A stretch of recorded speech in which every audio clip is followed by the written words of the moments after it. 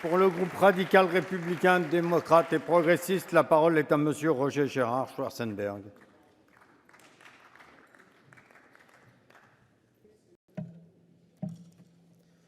Monsieur le Président, Monsieur le Premier ministre, Messieurs les ministres, mes chers collègues, Monsieur le Premier ministre, pour la France, la Grèce serait-elle vraiment un pays comme un autre, un pays parmi d'autres sans plus?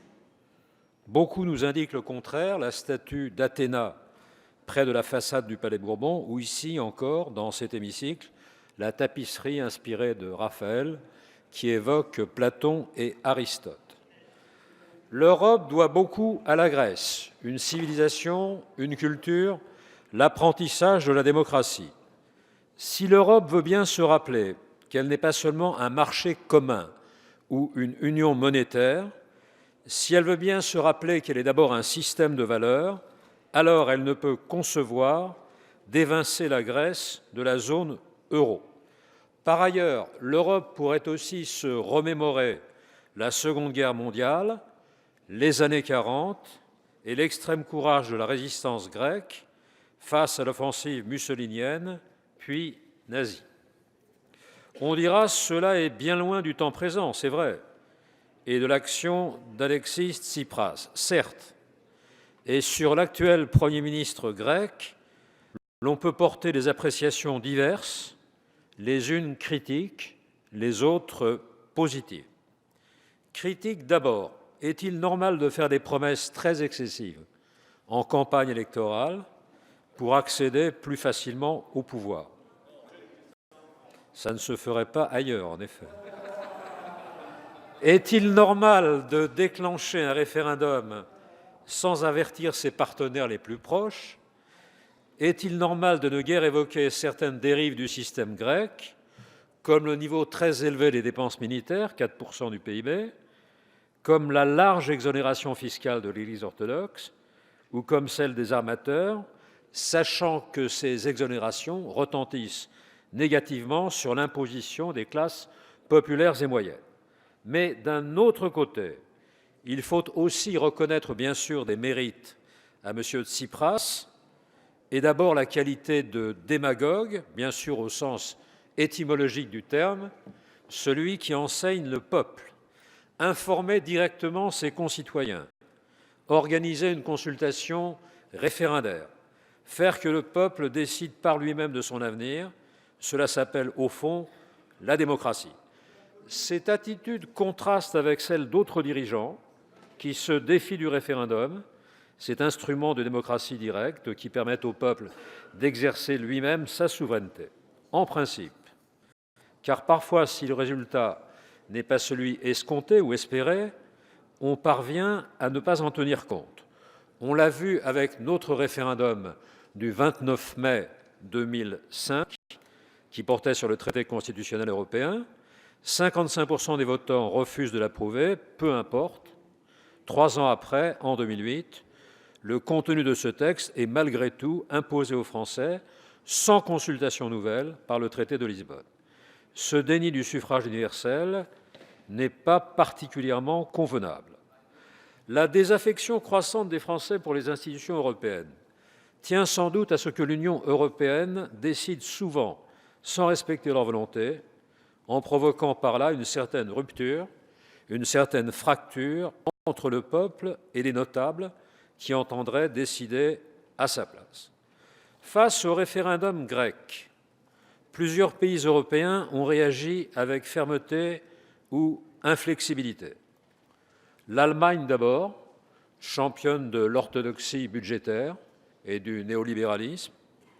L'Allemagne d'Angela Merkel et des chrétiens-démocrates, mais aussi l'Allemagne de Sigmar Gabriel, vice-chancelier et président du SPD du Parti social-démocrate, ce qui étonne davantage. L'Allemagne a fait preuve initialement d'une rigidité très excessive, alors qu'en revanche, l'exécutif français s'attachait à agir comme conciliateur, comme facilitateur, pour trouver une solution équitable et équilibrée. En revanche, l'opposition parle ou parlait d'évincer la Grèce de la zone euro, comme M. Giscard d'Estaing, qui fut pourtant le promoteur principal de l'admission de ce pays dans cette zone lorsqu'il était à l'Élysée, mais qui déclare aujourd'hui, je le cite, « Il faut mettre la Grèce en congé de l'euro ». Et messieurs Sarkozy, Woerth ou Juppé ont réagi pratiquement de la même manière. Enfin, je dis « ont réagi » parce que c'est la période passée. Depuis, ils ont pu évoluer quelque peu par rapport à l'évolution des événements. Monsieur Juppé a un peu évolué. Allez, Monsieur Sarkozy évoluera un jour et pour le reste, Monsieur Woerth est constant sur ses positions. Pourtant, cette sortie de la Grèce de la zone euro serait non seulement inopportune, mais encore politiquement risquée, car ce serait, pour la droite, sembler valider les thèses du Front national qui préconise une dissolution de la zone euro. Par ailleurs, une sortie de la Grèce comporterait beaucoup d'aléas aussi pour les autres pays de cette zone. Une telle issue risquerait d'apparaître comme une défaite collective pour la zone euro et de porter atteinte à la crédibilité de la monnaie commune. Elle risquerait de faire remonter les taux d'intérêt et de stopper la fragile reprise qui s'esquisse, avec seulement 1,2% de croissance prévue en France pour cette année.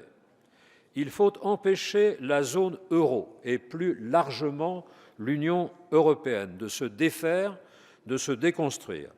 La Grande-Bretagne de David Cameron, qui n'appartient pas à la zone euro bien sûr, projette un référendum sur le maintien ou non de la Grande-Bretagne dans l'Union européenne et d'autres pays pourraient imiter cette démarche.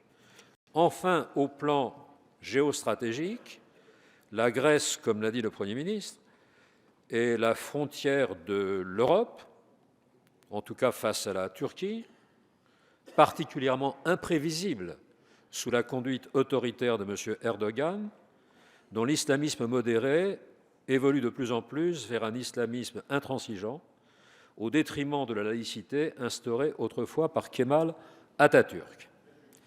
À l'évidence, il faut trouver une solution de compromis fondée sur des concessions réciproques de part et d'autre.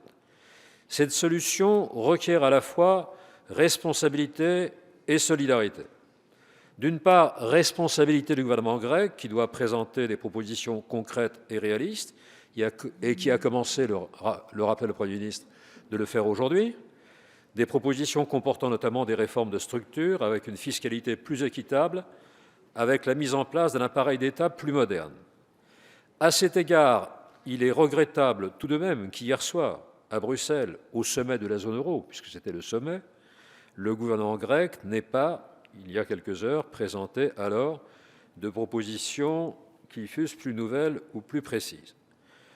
Responsabilité nécessaire de la Grèce, mais en même temps solidarité de ses partenaires, pour que les Grecs ne subissent pas une austérité encore accrue et des sacrifices excessifs, alors que 35% d'entre eux vivent sous le seuil de pauvreté. À l'évidence, une restructuration de la dette grecque, 322 milliards d'euros, est nécessaire. Même le FMI, qui se caractérise généralement par sa difficulté à percevoir la réalité des problèmes, surtout sous la direction générale qui est la sienne actuellement. Même le FMI, si c'est un constat d'évidence, même le FMI reconnaît dans une note du 2 juillet, mais que le FMI n'a pas voulu rendre publique à cette date, que, parlant de la Grèce, ce pays a besoin d'un allègement de sa dette de grande ampleur. Que cela n'a-t-il été dit auparavant, puisque c'est pour un défaut de paiement de 1,5 milliard envers le FMI que s'est bloqué le système. Donc si le FMI pouvait agir avec davantage de lucidité et avec davantage de rapidité, il n'y aurait que des avantages à cela. Actuellement, parmi les principaux États de l'Eurogroupe, seuls la France et l'Italie défendent activement une solution de conciliation, les autres États soutenant une ligne dure envers Athènes. À travers les siècles, la plupart des peuples européens ont acquis une longue habitude des difficultés et parfois des malheurs collectifs, mais l'histoire leur a aussi appris que l'espérance peut succéder à l'épreuve, pas toujours, pas souvent, mais parfois. D'ici le prochain sommet, d'ici dimanche, il reste 4 jours. Pendant ces 4 jours, agissons pour que l'Europe et la Grèce continuent de bâtir ensemble un avenir commun, un avenir plus juste, plus humain, plus solidaire. Merci, Monsieur Schwarzenberg. Pour le groupe Gauche démocrate et